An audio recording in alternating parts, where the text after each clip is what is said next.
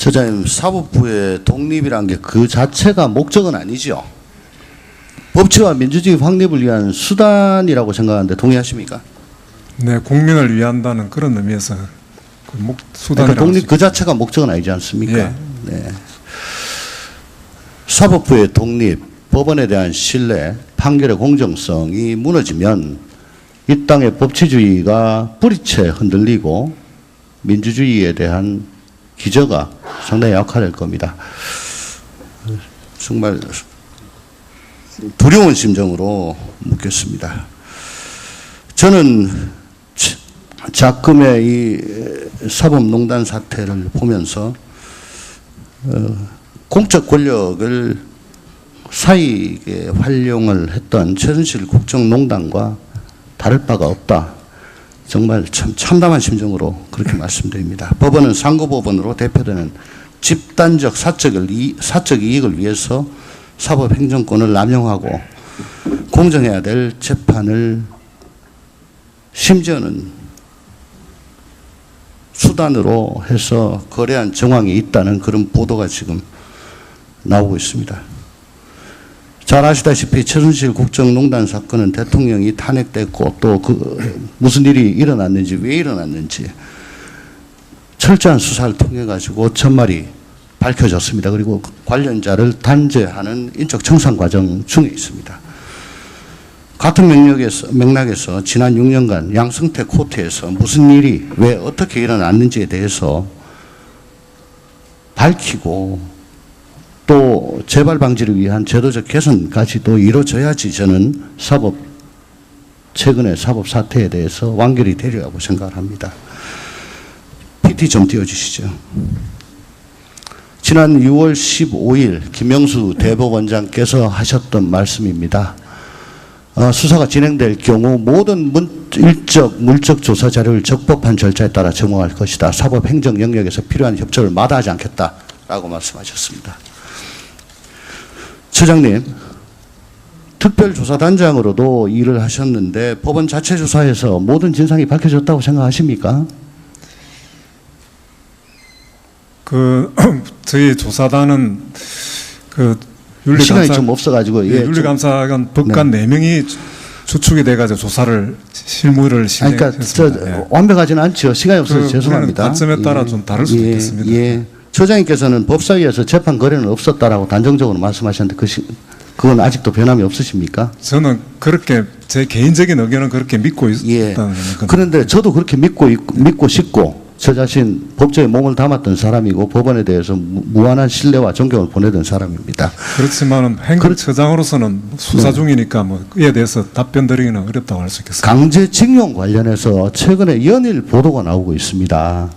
거기에 보면은 2013년 9월 권순일 차장이 당시 행정처 차장이 청와대를 방문했던 것을 비롯해서 2013년 10월 임종원 당시 기조실장이 주철기 안보수석을 만났고 2014년 12월 김기춘 비서실장 공관에서 또 차한성 처장이 황교안 법무부 장관, 윤병수 외교부 장관하고 만났고 2014년 10월 다시 실장 공간에서 김기춘 실장, 박병대 처장, 조윤선 정무수석, 윤병수 장관, 정종섭 장관 이렇게 또 만났다.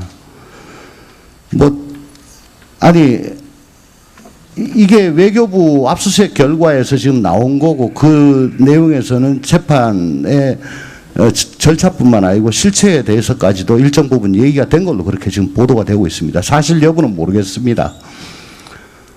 그러나 이런 얘기가 나오고 있다는 거 그리고 이게 상당한 개연성을 가지고 또 지금 흘러가고 있고 그래서 무작정 재판 거래는 없었다라고 단정 지으시기에는 지금은 조금 부족하신 거 아닌가 그렇게 생각하는데 어떻게 생각하십니까?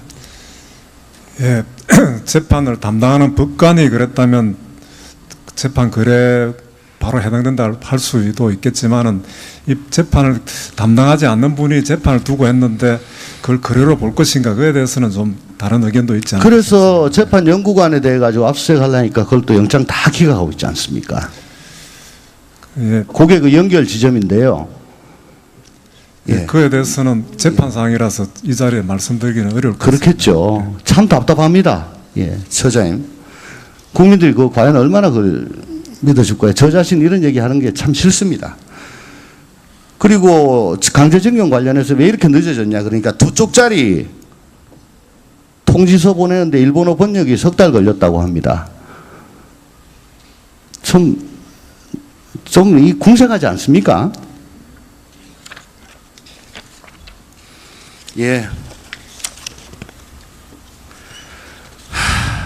거기다가 정교조 소송 같은 경우에는 법원 행정처에서 만들어준 문건하고 노동부가 제출한 당사자 재항고 이유서가 거의 동일하다라고 돼 있고 노동부 대리인들은 자기가 써준 거하고 다르다라고 얘기를 하고 있습니다. 이런 것 등등도 참 예. 그것뿐만 아니고요. 행정처에서 나온 문건들을 보면은 2015년 6월 박근혜 가면 민형사 책임 검토, 2016년 4월 공무집행 방해 관련 보고, 2015년 3월 외로운 늑대에 의한 테러 방지 법안, 이런 것들이 법원은 기소가 되거나 아니면 민사가 들어오면은 그걸 가지고 판단을 하면 될 건데 선제적으로 이런 게 법에 위반이 될 소지가 있다 없다 뭐 이렇게 하면 된다 안 된다, 마치 제가 청와대에 있을 때 작성했던 그런 문건하고 똑같은 걸 지금 만드는 게 나와요. 법원에서 왜 이런 걸 만듭니까? 예, 지금 수사 중이지만은 뭐 예, 나중에 영장 밝혀질 기각돼 것으로 가지고 생각합니다. 간단하게 말씀드리겠습니다. 좀 띄워 주십시오. 자, 처장님 잘 아시겠지만 구속영장과 압수영장 발부 요건이 같다고 생각하지는 않으시죠? 네, 그렇습니다. 그 범죄 사실 입증의 정도가 어느 게 더 높습니까? 구속영장하고 압수영장. 뭐 그것은 어느 것이 더 높다보다도 관련성의 문제라고 생각합니다. 자, 지금 보시면 형소법 201조에 보면은 피의자가 죄를 범하였다고 의심할 만한 상당한 이유가 있고, 상당한 이유입니다. 다음요. 근데 압수영장은 피의자가 죄를 범하였다고 의심할 만한 정황이 있고, 이렇게 차이가 있습니다. 처장님, 의심할 만한 상당한 이유가 있다. 이건 어느 정도 소명이 됐다는 얘기죠. 입증보다는. 근데 의심할 만한 정황이 있고, 그건 의심스러울 경우에는 그냥 내주는 겁니다. 왜냐하면 압수수색은 범죄를 소명하기 위해서 필요한 거기 때문에 압수수색 단계에서 구속영장과 같은 그런 입증을 요하지 않는 것이지요. 근데 법원이 요즘 이 사법농단 관련해서 압수수색 영장 기각하는 거 보면은 소명을 요하고 있는 것 같습니다. 어떤 경우냐? 자, 좀 보여주시죠. 지난 7월 달에 양승태 대법원장, 박병대, 임종헌, 예, 존칭을 생략하겠습니다. 기각하면서 일상의 평온과 주거권을 침해할 만한 혐의가 소명되지 않았다. 법원이 언제부터 이렇게 챙겨줬는지 모르겠고 혐의가 소명이 왜 필요한지 모르겠습니다. 정황이 있으면 되는데, 그 다음요. 공모에 대한 소명 부족. 이것도 역시 압수해가지고 소명을 해야 되는 겁니다. 세 번째. 별건 수사다. 제가 또 가장 힘든 게 임의 제출을 할 가능성이 있다. 그걸 어떻게 합니까? 그리고 이 대부분의 경우는 임의 제출 요구했으나 임의 제출 거부해가지고 어쩔 수 없이 영장을 청구한 건데 또 임의 제출 가능성이 있다. 라고 합니다. 뺑뺑 돌리는 겁니까? 다음요. 4차입니다. 전제 자체가 잘못됐다. 이건 완전히 본안 판결을 지금 하는 겁니다. 자료 임의 제출 가능성이 있다. 또 나옵니다. 5차. 소명 부족이다. 6차. 주심 대법관의 자료는 이거는 뭐 그런 대로 있을 수가 있습니다.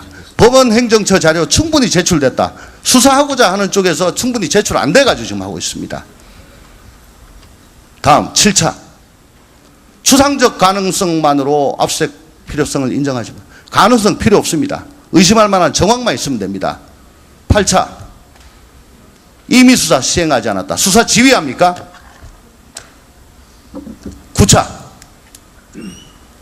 검찰이 실효가 있을지 의문. 10차. 예. 소장님, 지금 헌법에 의해 가지고 어쩔 수 없이 법관이 영장을 발부하고 그 영장에 따라 압수를 할 수밖에 없습니다. 그런데 우리 재헌했던 이 나라의 파운더들은 지금 이런 상황을 예정을 못한 것 같아요. 지금 공정한 심판자이기도 하지만 수사 예상자입니다. 고향나무 밑에서 각국 고쳐 내지 말라고 그랬는데 의심할 만한 조각만 있으면 압수액을 그대로 내줘야 되는데 소명 이상의 것을 요구하고 있습니다. 그러니까 국민들의 불신에 정부가 인계점을 넘어가고 있는 거 아닌가? 대통령이 잘못하면 탄핵하고 선거에 다시 뽑으면 되는데 사법 전체가 잘못하면 이거 어떻게 합니까? 제발 좀 배우 감성해 주시기 바랍니다. 이사님. 예. 제가 뭐 특별히 말씀드릴 것은 없습니다만은 그 압수수색도 제가 기록을 보지 않아서 또 재판 관련이라서 또 적절하지 않을 수도 있겠습니다. 그렇지만은 압수수색이란 것은 특정한 혐의 사실이 제시되고 그 사실에 부합하는 증거가 어디 있느냐에 따라서 결정되는 거라고 할 수 있습니다. 다시 그래서 어떤 예를 들면 사기에 대해서 혐의 사실을 제시하면서 그 사람이 살인, 강도 뭐 모든 사실을 파악하기 위한 압수수색을 받을 수 있느냐? 그것은 아니라고. 즉 모든 그러니까 어떤 죄를 찾기 위한 이런 압수수색은 허용 안 되고 그리고 간략하게 끝내시면 되겠습니다. 흔히들 그 참고인은 압수수색하고 피해자는 압수수색 안 한다 이랬는데 압수수색이란 피해자에서 이루어지는 거지 그 피해자에 관련되는 증거가 참고인한테 있으면 참고인에 압수하고 피해자에서는 피해자였고 이런 거지 피해자에게 먼저 해야 되고 그런 것도 아니라고 볼 수가 있겠습니다. 여하튼 여러 가지 뜻을 보면 언론하고 좀 우리 시각하고 좀 다른 점이 많이 있는 것은 사실입니다. 수고하셨습니다. 수고하셨습니다. 또 필요하시면 보충 질문 또 하시고요. 다음은 존경하는 이은재